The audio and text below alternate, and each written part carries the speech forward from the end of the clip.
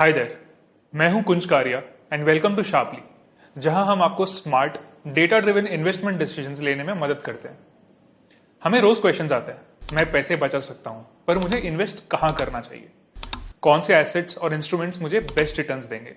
अगर आपको जानना है कि इफेक्टिवली इन्वेस्ट कैसे करते हैं या फिर आपने हर वक्त सिर्फ ट्रेडिशनल सेफर इंस्ट्रूमेंट्स में इन्वेस्ट किया है जैसे गोल्ड एंड एफडी और आपको अब दूसरे ऑप्शंस एक्सप्लोर करने हैं बेटर रिटर्न्स के लिए, तो ये वीडियो आपके लिए है। आज हम आपको एक क्विक 10 मिनट क्रैश कोर्स देने वाले हैं so that you can grow your savings without making big lifestyle changes. ये हैक्स क्रूशियल हैं for anyone seeking financial freedom एक यंग एज से। ये वीडियो आपकी गाइड है to making your money work harder for you. So let's jump right in. First things first, let's talk about managing your income and savings. इसमें आपको follow करना चाहिए 50-30-20 rule. This means that 50% of your income necessities के लिए होनी चाहिए जैसे कि rent, utilities, groceries. 30% discretionary spending के लिए होनी चाहिए जैसे कि न्यू फोन, वेकेशन और डाइनिंग आउट। बाकी के 20% आप अपनी सेविंग्स और इन्वेस्टमेंट के लिए डेडिकेट कर सकते हैं। इस 20% ऑफ योर इनकम को सेव करके आप अपने लिए एक फाइनेंशियल कुशन बना सकते हैं और अपनी इन्वेस्टमेंट जर्नी का फाउंडेशन सेट कर सकते हैं।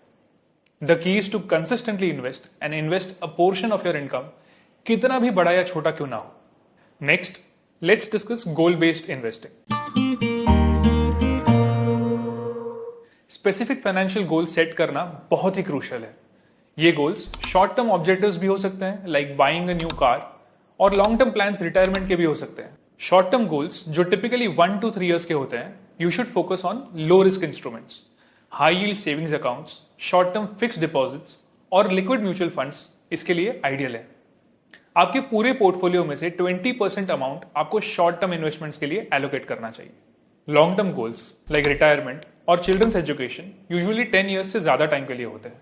ये गोल्स ज्यादा रिस्क हैंडल कर सकते हैं, बट ये एलोकेशन हर इन्वेस्टर के रिस्क प्रोफाइल पर डिपेंड करता है। ज्यादा कंफ्यूजिंग लग रहा है? Let's take an example. अगर हम अपनी रिटायरमेंट प्लान कर रहे हैं तो हमें अपने फंड्स कैसे एलोकेट करने चाहिए। अब देखते हैं आप अपने एसेट्स को वेरियस टाइप्स ऑफ इंस्ट्रूमेंट्स में कैसे डिवाइड कर सकते हैं based on your level of investment expertise and time to retirement. If you are just starting out, आप इन्वेस्टमेंट्स को ऐसे स्ट्रक्चर कर सकते हैं। अगर आपके पास रिटायरमेंट के लिए 3 साल से कम है तो 60% इन डेट इंडेक्स फंड्स। ये फंड्स स्टेबिलिटी देते हैं और कैपिटल प्रिजर्व करते हैं, which is crucial when you are close to retirement.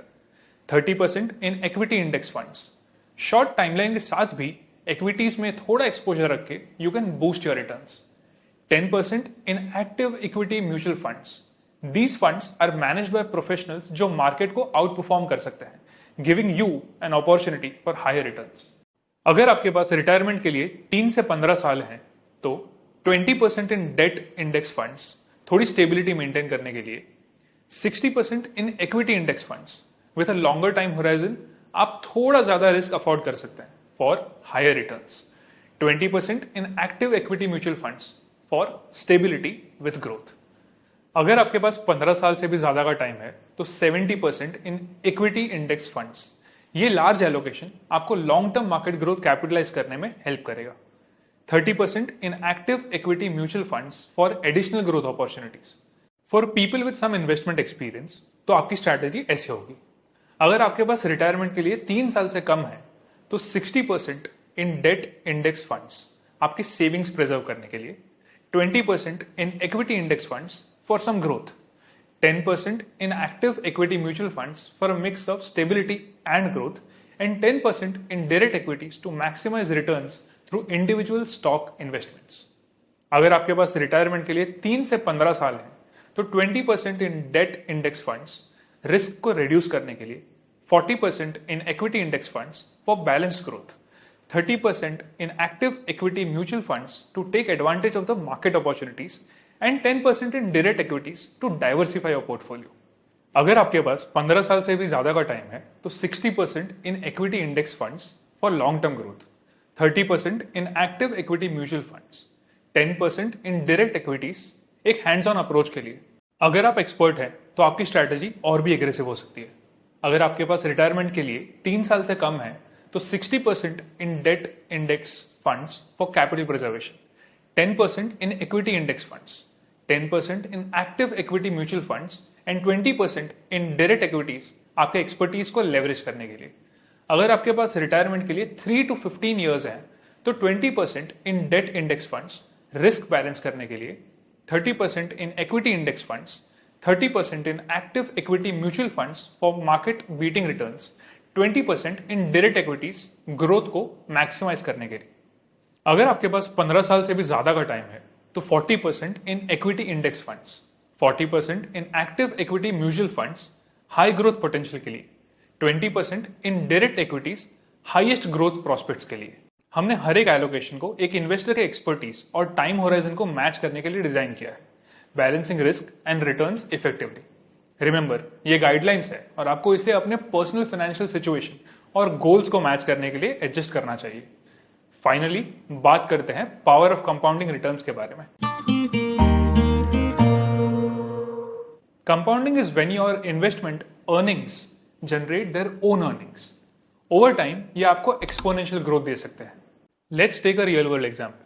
Suppose आप 1 लाख एनुअली इन्वेस्ट करते हो at an 8% return starting at an age of 25।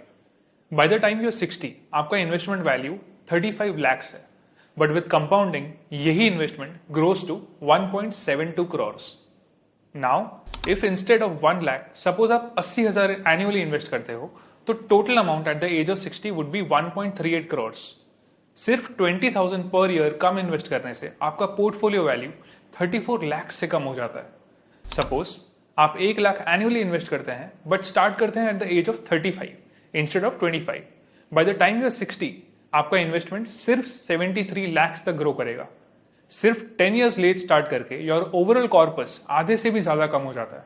आप जितना ज्यादा सेव और इन्वेस्ट करेंगे आपको उतना ही ज्यादा फायदा होगा with the power of compounding. To wrap up, remember these key points. Regularly save करो, गोल्स के बेसिस पे इन्वेस्ट करो, diversify your assets and risks and harness the power of compounding. At Sharply, we are here to guide you every step of the way with data-driven insights. Thanks for watching. अगर आपको ये video helpful लगा, please like, share और subscribe to our channel. And if you have any questions, comments में पूछ लो। We love to hear from you. Happy investing.